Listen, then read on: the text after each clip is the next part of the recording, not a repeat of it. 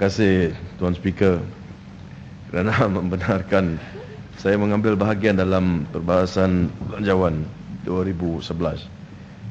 Tuan Speaker, Yang Amat Berhormat Perdana Menteri telah pun menyatakan bahawa kerajaan akan meliberalkan 17 subsektor perkhidmatan secara berfasa pada tahun 2011. Nah, ini merangkumi perkhidmatan termasuk perundangan.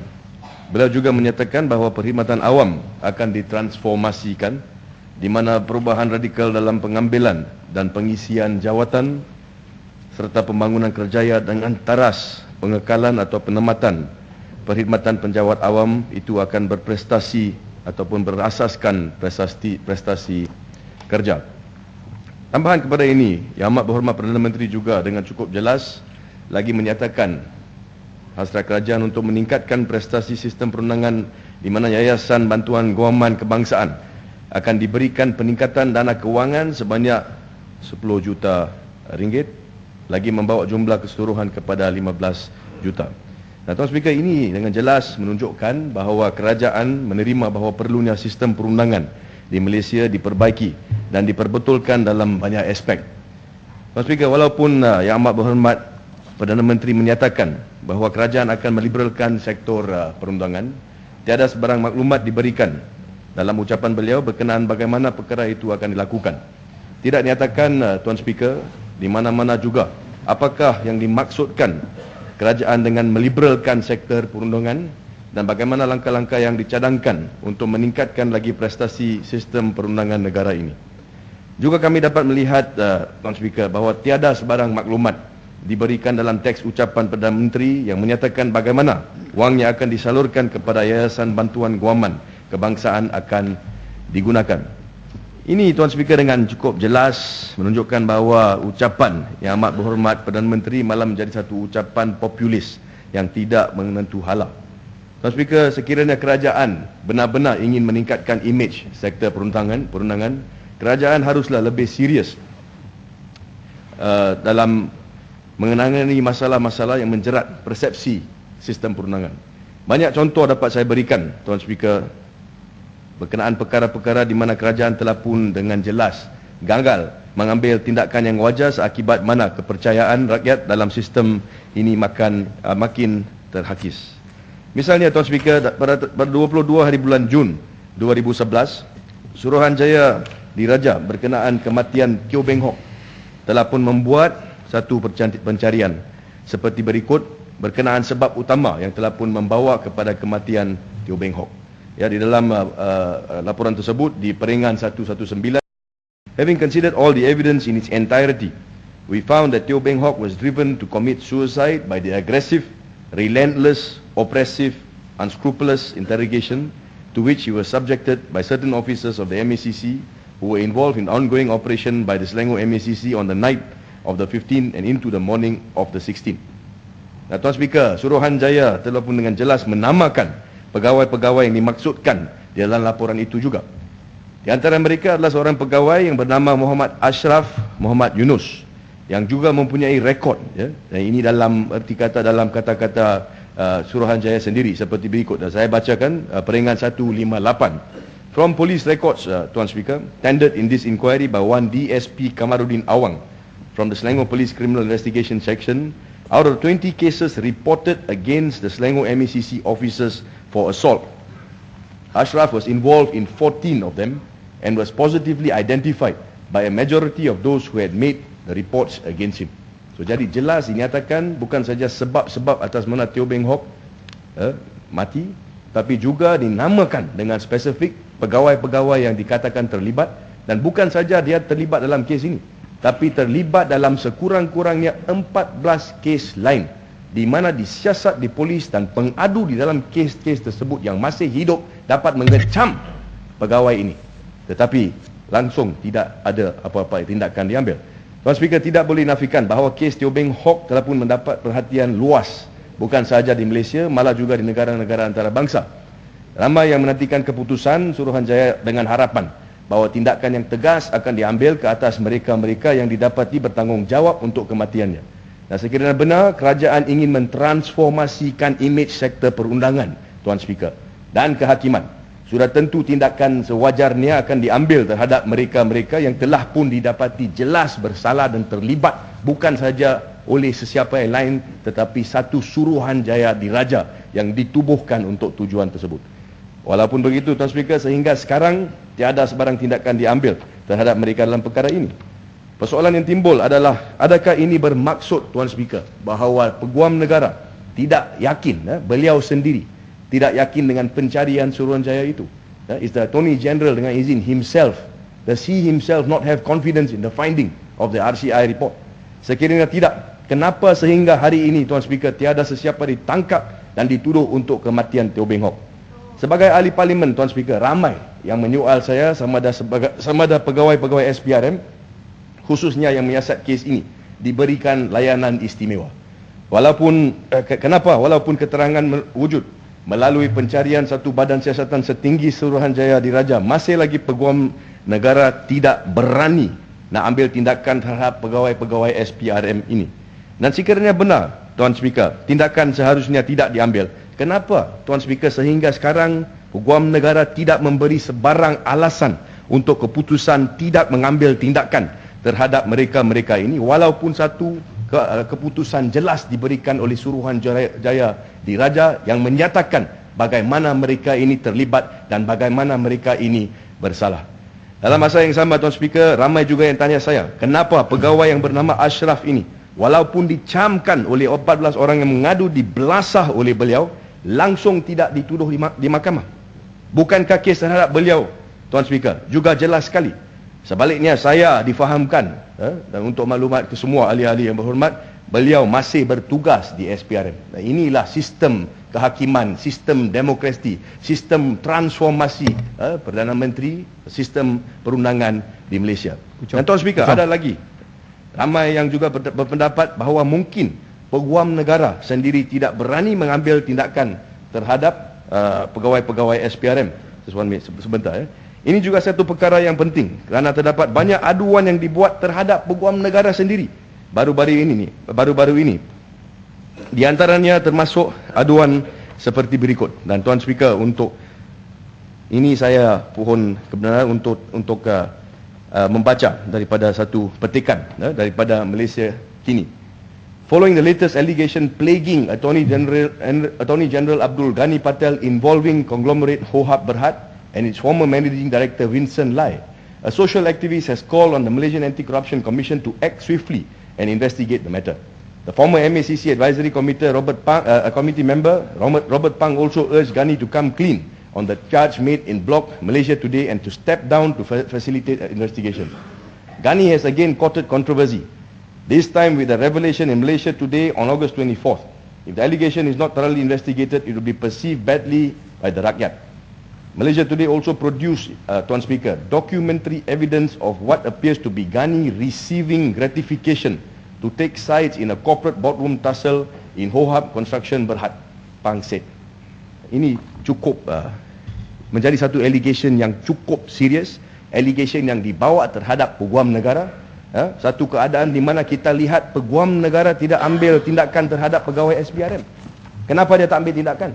Tapi di sini kita juga lihat bahawa terdapat tomahan dan aduan juga terhadap Peguam Negara, di mana tidak juga ada apa-apa tindakan diambil terhadap beliau.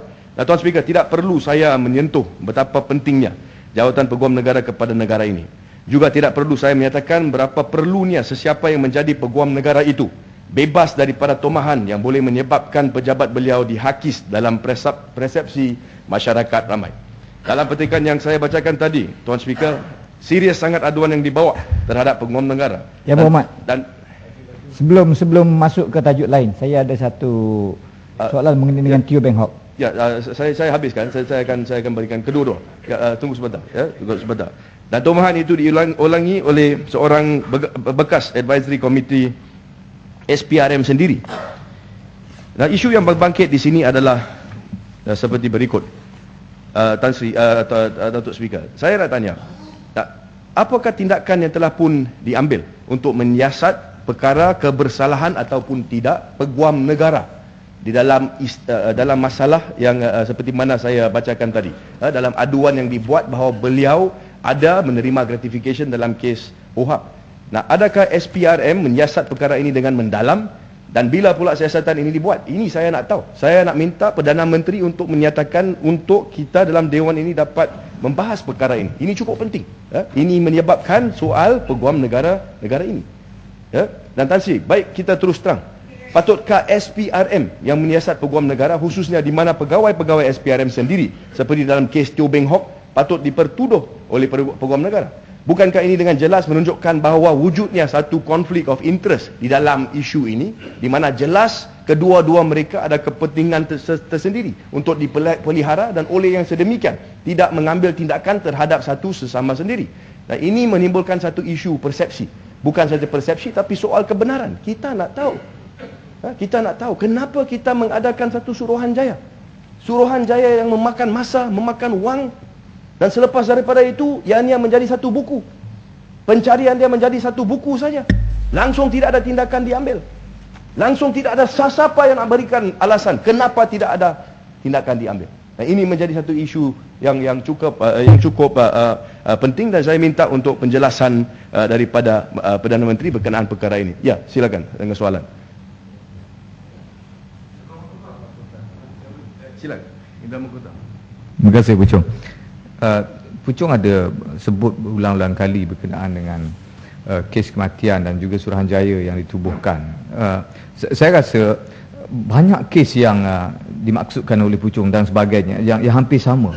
Yang terbaru bukan saja melibatkan SPRM, tapi melibatkan banyak kementerian apabila salah seorang daripada pegawai di Kastam di Raja Malaysia juga didapati terbunuh. Tetapi satu ungkapan yang pada saya bukan pengamal undang-undang seperti Puchong ni agak merasa hairan dan pelik. Sering kali jawapan diberi tidak bunuh diri dan tidak dibunuh.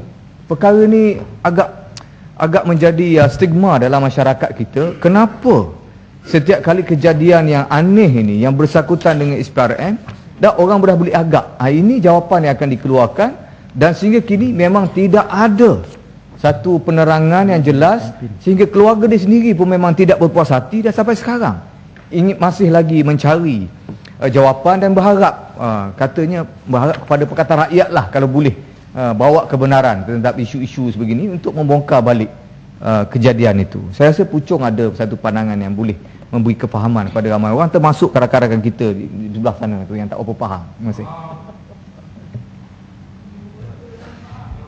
Yang Berhormat Puchong, saya nak minta pandangan mengenai dengan persepsi masyarakat Cina di Kota Baru yang mengatakan bahawa apa-apa keputusan mahkamah, apa-apa keputusan Suruhanjaya diraja, tapi mereka tetap beranggapan bahawa Teo Beng Hock mati dibunuh.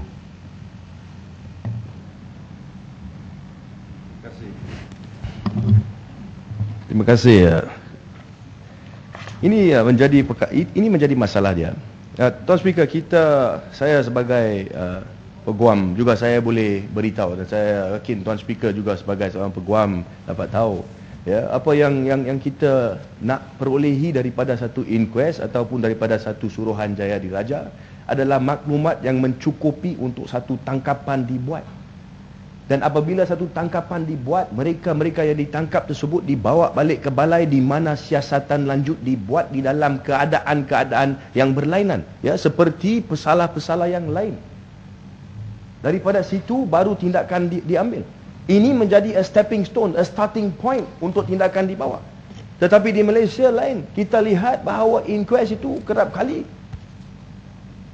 mengembalikan keputusan open verdict. Kenapa open verdict? Kerana siasatan tak lengkap. Jangan kita persalahkan corona. Siasatan tak lengkap. Surat yang sepatutnya menjadi surat bunuh diri itu dikemukakan setahun lebih dalam mahkamah. Lepas itu oleh kerana terdapat tekanan, dibawa pula satu Suruhanjaya. Dalam Suruhanjaya tersebut jelas ditunjukkan bagaimana pegawai-pegawai yang dinamakan, nama mereka diberikan, peranan mereka diberikan, bukan saja untuk kes ini, tapi dibongkar bahawa untuk kes lain, 14 kes lain, mereka ada belasan orang yang ditangkap dan dimasukkan dalam SPRM. Tetapi kenapa tidak sampai sekarang kerajaan ambil tindakan? Itu yang kita nak tahu. Kenapa kita perlu ada Suruhanjaya kalau kerajaan tidak akan mengambil tindakan? Tetapi kita kena tanya, di dalam keadaan kita sekarang, peguam negara sendiri mempunyai aduan terhadap beliau. Seharusnya beliau disiasat, seharusnya beliau sendiri diheret ke mahkamah. Dan kita harap orang yang sama ini untuk ambil tindakan terhadap SPRM, pegawai SPRM yang seharusnya mengambil siasatan terhadap beliau. Very clear. Tapi soal dia, apakah tindakan kerajaan? Adakah kita akan biarkan Perdana Menteri kita menyatakan kita nak mentransformasikan? Perkataan itu perkataan besar. Bila kita dengar semua rasa okey, mentransformasikan. Tapi apakah langkah-langkah yang akan diambil? Walhal di sini kita lihat juga. Saya nak juga sebutkan, kalau kita betul-betul kita percaya ke dalam sistem penghakiman, kalau kita berani, kita tidak apa-apa untuk kita takut kita salah. Apabila orang sapina kita minta kita masuk ke mahkamah, kenapa kita tak berani? Cakap pandai di luar, di sini semua ahli parlimen Barisan Nasional. Senang nak cakap. Tapi bila di sapina diminta masuk ke mahkamah, dia buat permohonan untuk ketipikan sapina tersebut. Apa ini? So kita kena tanya, kenapa persepsi sampai Perdana Menteri sendiri tak berani pergi ke mahkamah, kenapa? Tapi soal perception, this legal system of ours, what is happening, Tuan Speaker? Tuan Speaker, saya balikkan kepada ucapan saya. Soalan saya, jadi untuk menjawab soalan kepada rakan saya dari Kota Baru tadi, ya, saya tak persalahkan. Saya tak persalahkan bila orang tu kata, ya, apa ini, kita sudah tahu keputusan dia. Bukan saja kes Teo Beng Hock, banyak kes lain. You pergi ke mana-mana kedai kopi, orang, that's how they speak. We know what's going to happen. Tapi ini persepsi dia. Sama juga dengan kes yang kita tengok terhadap ketua pembangkang sekarang. You go and ask anybody, they will tell you, what nonsense is this? It's a joke. It's a joke, international joke. Tetapi still going on. Kenapa? Kerana dia nak bawa tekanan terhadap ketua pembangkang. Tekanan diberikan kepada pembangkang sehingga ketua mereka diheret ke mahkamah. Apa kaitan dia? Tak tahu ke kaitan dia? Tak tahu ke kaitan? Itu pun tak tahu. Saya nak kena jawab, kena jelaskan kepada kamu. Ini menunjukkan betapa, it shows how ignorant you are. Nak tanya soalan tersebut. Soal saya, kita cakap transformasi. Show us you want to transform. Show us. Jangan cakap saja. Bajet 232 bilion. Berapa daripada wang ini untuk sistem kehakiman, untuk perbaiki? Apakah langkah-langkah? Satu ayat pun tak ada. Ini menjadi isu dia. Bajet itulah saya nak tanya. 10 juta cukupkah? Isu ini kita kena tengok, Tuan Speaker. Soalan yang saya tanya, Tuan Speaker, mudah saja. Kalau kerajaan benar-benar ingin meningkatkan, ini soalan meningkatkan integriti sistem perundangan dan kehakiman di Malaysia, bukankah ini satu-satunya perkara pertama yang perlu dihalusi oleh kerajaan, iaitu berkenaan dengan kelayakan peguam negara sendiri? Kelayakan peguam negara sendiri. Tuan Speaker, langsung kita dengar, siapa pun tak nak sebut, siapa pun tak nak sentuh. Kenapa? Kerana takut mungkin peguam negara akan ambil tindakan. Tapi ini isu kita sebagai ahli parlimen, kita kena pertitikkan ini. Kita kena lihat dengan berat perkara ini. Bukan sekadar ini saja, Datuk Speaker. Ada lagi kes-kes yang menimbulkan soal kemungkinan kebersalahan. Anggota polis juga ada, yang mana tiada tindakan diambil oleh peguam negara. Misalnya, Tuan Speaker, di mana kes di mana 3 budak ditembak mati polis pada 13 hari bulan November 2010, iaitu kes Muhammad Syamil Hafiz, Muhammad Khairul Nizam Tua, Muhammad Hanafi Omar. Kenapa tiada tindakan diambil terhadap sesiapa pun sehingga sekarang, walaupun, Tuan Speaker, laporan bedah siasat dikatakan menunjukkan mereka ditembak semasa bertunduk, seolah-olah execution style. Ini jelas, bukan saja ini jelas dinyatakan dalam laporan laporan bedah siasat ketiga-tiga mereka. Perkara ini kerap dibangkitkan di dalam media juga. Persoalannya, Tuan Speaker, apakah jawapan peguam negara ataupun kerajaan kepada perkara-perkara seserius ini? Bukan sekadar ini saja, Datuk Speaker. Baru ini juga terdapat berita berkenaan dengan seorang hakim Mahkamah Rayuan yang dikatakan meniru satu penghakiman seorang hakim Singapura. Saya difahamkan Tuan Speaker bahawa perkara ini telah pun dibawa kepada perhatian kerajaan pada tahun 2002. Soalan saya, apakah tindakan yang diambil berkenaan dengan aduan ini dari tahun 2002 sehingga sekarang, dan kalau tidak ada tindakan diambil, kenapa? Nah, kita kena faham, Tuan Speaker, saya juga baca hari ini bahawa terdapat permintaan supaya hakim tersebut meletak jawatan. Itu menjadi satu perkara. Tapi persoalan dia ini, bukankah seorang hakim yang melakukan satu kesalahan, kalau ada, juga seharusnya diambil tindakan? So, kenapa dari tahun 2002 sehingga sekarang langsung tidak ada sebarang kenyataan dibuat, sebarang siasatan dibuat oleh kerajaan berkenaan dengan perkara ini? Dan Tuan Speaker, di dalam keadaan ini saya nak juga memetik satu petikan di mana dinyatakan dengan ditunjukkan dengan jelas bahawa kerajaan sudah tahu berkenaan dengan perkara ini sejak tahun 2002 itself. Ya, di mana kabinet, saya baca Malaysia Kini, Cabinet Minister Rais Yatim confirmed that an official complaint was lodged against a High Court judge for plagiarism in 2000 when he was de facto minister. Between then and now is a long time, but I was aware of the case. Rais, who is now Information, Communication and Culture Minister, said when asked about the matter in Parliament House today. So, saya nak tahu, kerajaan tahu berkenaan dengan perkara ini. Perkara ini membawa ataupun mendapat publicity bukan saja di sini, tapi juga di Singapura. Kenapa mendiam diri? Kenapa tidak ada tindakan nak diambil? Itu juga menjadi satu isu. Dan yang lebih pelik, Tuan Speaker, adalah bahawa hakim tersebut telah pun dinaik pangkat selepas aduan tersebut dibuat. This is quite common in Malaysia. You know, you make allegation against somebody, he'll get promoted. Perkara ini amat relevan, ya, Tuan Speaker, kerana Yang Amat Berhormat Perdana Menteri telah pun dalam ucapannya menyatakan bahawa Belanjawan 2012 membawa fokus kepada mentransformasikan perkhidmatan awam, di mana kita akan lihat dengan izin perubahan radikal dalam pengambilan dan pengisian jawatan berasaskan prestasi kerja. So, inilah itu prestasi kerja. Bila terdapat aduan, tak ada tindakan, tetapi mereka ini dinaik pangkat. Dengan hormatnya Tuan Speaker, sehingga sekarang tiada sebarang jawapan diberi oleh hakim berkenaan ataupun ketua hakim negara berkenaan dengan aduan ini. Ini tidak memberi satu isyarat yang positif yang mendukungi hasrat kerajaan, kalau betul, untuk mempertingkatkan badan perundangan dan kehakiman. Tuan Speaker, terdapat ramai hakim, and I say this because I know, because I've been told.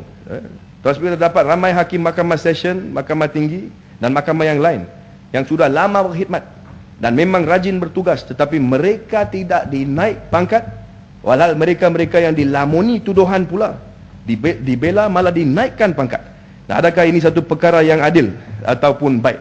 Adakah ianya akan memberikan hakim-hakim negara ini motivasi untuk berusaha secara tulus ataupun sebaliknya? Jadi Tuan Speaker, saya minta Yang Amat Berhormat Perdana Menteri menjelaskan apakah tindakan, ya, apakah tindakan yang akan diambil berkenaan perkara-perkara yang telah pun saya bangkitkan di atas. Dan Tuan Speaker, dalam masa yang sama, kita juga tidak lupa pencarian-pencarian di dalam kes ataupun kes Suruhanjaya, Tip VK Lingam yang diterbitkan. Baru-baru ini Tuan Speaker, Mahkamah Persekutuan telah pun menolak satu permohonan untuk mengenepikan pencarian-pencarian tersebut. Ya, ini bermaksud bahawa pencarian tersebut kekal. Jadi soalan saya, apakah tindakan kerajaan tersebut sekarang? What is the government stand on the RCI which relates to the VK Lingam videotapes? Dan itu juga Tuan Speaker, saya juga nak sebut berkenaan dengan isu baru-baru ini berkenaan dengan cincin berlian yang dikatakan kosnya lebih 24 juta dolar US yang telah pun dikatakan dibawa ke negara ini, dan sekarang dengan senyap-senyap diambil keluar daripada negara ini. Tuan Speaker, saya tak peduli siapa yang beli cincin itu ataupun siapa, tapi saya nak tahu latar belakang cukup penting. Bagaimana cincin tersebut dapat masuk negara ini, ya, melalui custom, di mana dalam borang-borang custom tersebut juga dibuat pengakuan-pengakuan tertentu tanpa sebarang tindakan diambil. Bukankah kita nak tahu apakah latar belakang? Bagaimana cincin tersebut datang ke Malaysia? Untuk siapa? Dihantar oleh siapa? Kenapa dihantar dan sebagainya? Ini juga menjadi satu persoalan, di mana kalau perkara itu membabitkan pihak-pihak tertentu, maka kita tengok bagaimana isu itu menjadi senyap. Tetapi dalam masa yang sama, Perdana Menteri mengatakan bahawa Kerajaan Barisan Nasional nak mempertingkatkan, mentransformasikan sistem perundangan di Malaysia. Dengan jelas, Tuan Speaker, kita dapat lihat bagaimana terdapat two standards when it comes to this statement. Dan Tuan Speaker, bersehubungan dengan itu, Yang Amat Berhormat Perdana Menteri telah pun baru-baru ini meningkatkan usaha untuk memansuhkan undang-undang yang dikatakan outdated dengan izin, seperti Akta Kediaman Terhad dan Akta Buang Negeri. Ini dikatakan selaras dengan percubaan Malaysia ataupun kerajaan menjadikan Malaysia what is known as, Tuan Speaker, if I may, the world's best democracy. Nah, di sini izinkan saya menyanyi kerajaan. Yang sama ada terdapat juga usaha untuk memansuhkan hukuman pemenjaraan sepanjang hayat, which means imprisonment for life, di mana seseorang bersalah perlu tinggal di penjara sehingga akhir hayatnya. Dan juga kalau terdapat juga usaha untuk memansuhkan hukuman gantung sampai mati mandatory yang sedia kekal untuk beberapa kesalahan di negara ini. Saya ingin menegaskan sini, Tuan Speaker, bahawa saya sedar betapa pentingnya perlu kami berusaha untuk mempertingkatkan usaha untuk memerangi jenayah di negara ini. Walaupun begitu, terdapat beberapa keadaan yang mendesak yang saya rasa memerlukan kami melihat semula undang-undang ini. Baru-baru ini, Tuan Speaker, kita lihat sebagai contoh usaha kerajaan mengecam tindakan yang diambil terhadap apa yang dinyatakan sebagai drug mules, di mana untuk kes-kes dada pengedar sebenar dilepaskan, that means the actual trafficker is released daripada hukuman berat, tetapi orang yang dipakai sebagai seorang pembawa itu ada dituduh dengan kesalahan mengedar di dalam negara ini yang membawa hukuman mati. Di Malaysia pula kerap kali kami melihat kes-kes di mana pengedar sebenar ditahan di bawah undang-undang preventif, walhal pembawa barang tersebut yang sebenar dituduh di mahkamah dan dihukum mati. Semasa perbicaraan, Tuan Speaker, walaupun pembawa itu menyatakan dalam pembelaannya bahawa barang ini sebenarnya barang kepunyaan orang lain, kita lihat bagaimana pegawai penyiasat menyatakan bahawa tiada siasatan dibuat berkenaan kesahan pembelaan tersebut, seakibat mana mahkamah menolak pembelaan itu lalu menjabit tertuduh dan menghukumnya digantung dari leher sehingga mati. Persoalan yang timbul, Tuan Speaker, adalah ini. Hukuman mati tersebut adalah dengan izin irreversible. Adakah sistem perundangan kami di tahap di mana kami boleh pasti bahawa tiada kemungkinan sabitan yang menanggung hukuman seberat itu betul-betul tidak hilaf? So Tuan Speaker, it is quite clear, especially here in this country, dengan izin, the system of investigation is not up to mark. Bolehkah kita mengambil risiko untuk menghukum seseorang itu kepada hukuman mati di mana hukuman itu irreversible, di mana kita memang tahu bahawa sistem kita memang tidak sampai ke tahap itu, di mana siasatan-siasatan tersebut atau siasatan yang dikehendaki itu sampai ke tahap yang kita boleh katakan tidak meninggalkan ruang untuk kerisauan ataupun keraguan munasabah. Ada 2 minit ya, Mak. 2 minit lagi. Minta maaf. Tuan Speaker,